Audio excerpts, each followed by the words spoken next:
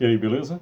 Lendo a palavra bíblica do livro de Êxodo, leremos o capítulo 10. Agora o principal. Senhor, eis aqui a tua palavra, da minha compreensão necessária, que eu e a minha esposa, nossa casa, sejamos instrumentos do Senhor, de um modo direto ou indireto, Senhor, para que mais pessoas acessem a tua palavra, se assim for a sua vontade, se faça na vida delas conforme a tua vontade, Senhor. Em nome de Jesus, desde já te agradecemos. Amém. Bem, diz capítulo 10, através de 29 versículos, conforme do versículo 1 em diante. Disse o Senhor a Moisés: vai ter com Faraó, porque ele endurecia o coração e o coração de seus oficiais, para que eu faça estes meus sinais no meio deles, e para que contes a teus filhos e aos filhos de teus filhos como zombei dos egípcios e quantos prodígios fiz no meio deles, e para que saibais que eu sou o Senhor. Apresentaram-se, pois, Moisés e Arão perante Faraó e lhe disseram: assim diz o Senhor, o Deus dos Hebreus: até quando recusarás humilhar-te perante mim?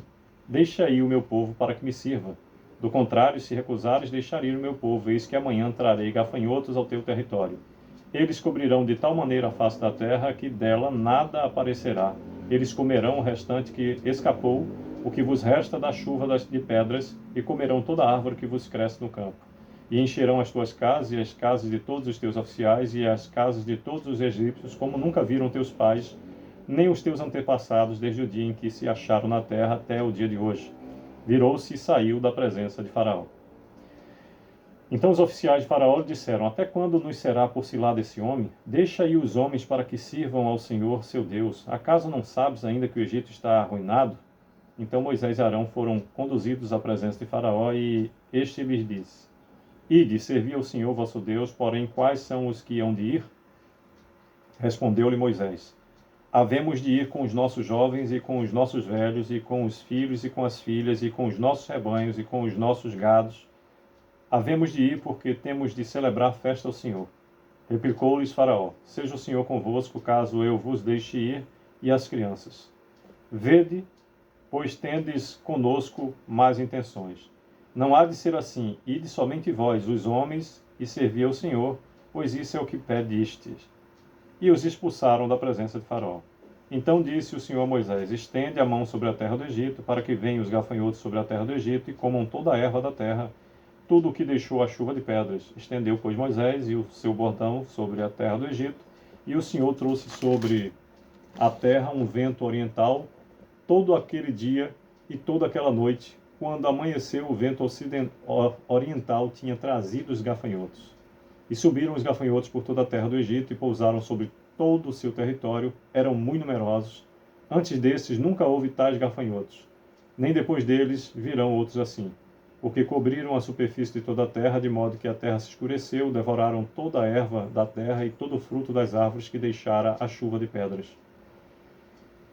E não restou nada verde nas árvores, nem na erva do campo, em toda a terra do Egito. Então se apressou Faraó em chamar Moisés e Arão e lhes disse: pequei contra o Senhor vosso Deus e contra vós outros. Agora, pois, peço-vos que me perdoeis o pecado esta vez ainda, e que oreis ao Senhor vosso Deus que tire de mim essa morte. E Moisés, tendo saído da presença de Faraó, orou ao Senhor. Então o Senhor fez soprar fortíssimo vento ocidental, o qual levantou os gafanhotos e os lançou no mar vermelho. Nem ainda um só gafanhoto restou em todo o território do Egito. O Senhor, porém, endureceu o coração de Faraó, e este não deixou ir os filhos de Israel. Então disse o Senhor a Moisés: estende a mão para o céu, e virão trevas sobre a terra do Egito, trevas que se possam apalpar. Estendeu, pois, Moisés a mão para o céu, e houve trevas espessas sobre toda a terra do Egito por 3 dias. Não viram uns aos outros, e ninguém se levantou do seu lugar por 3 dias. Porém, todos os filhos de Israel tinham luz nas suas habitações. Então Faraó chamou a Moisés e lhe disse: ide servir ao Senhor. Fiquem somente os vossos rebanhos e o vosso gado, e as vossas crianças irão também convosco. Respondeu Moisés: também tu nos tens de dar em nossas mãos sacrifícios e holocaustos, que ofereçamos ao Senhor nosso Deus. E também os nossos rebanhos irão conosco, nenhuma unha ficará, porque deles havemos de tomar para servir ao Senhor nosso Deus, e não sabemos com que havemos de servir ao Senhor, até que chegamos lá. O Senhor, porém, endureceu o coração de Faraó, e este não quis deixá-los ir. Disse, pois, Faraó a Moisés: retira-te de mim e guarda-te, que não mais vejas o meu rosto, porque no dia em que vires o meu rosto, morrerás.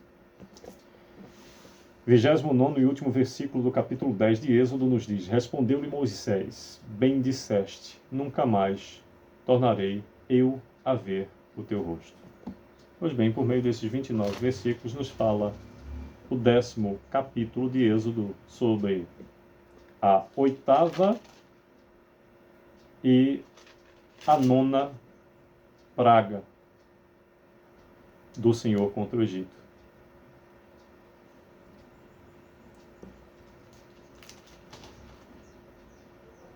Todas as vezes em que o Egito era ferido, vinha Faraó e fazia promessas e não cumpria.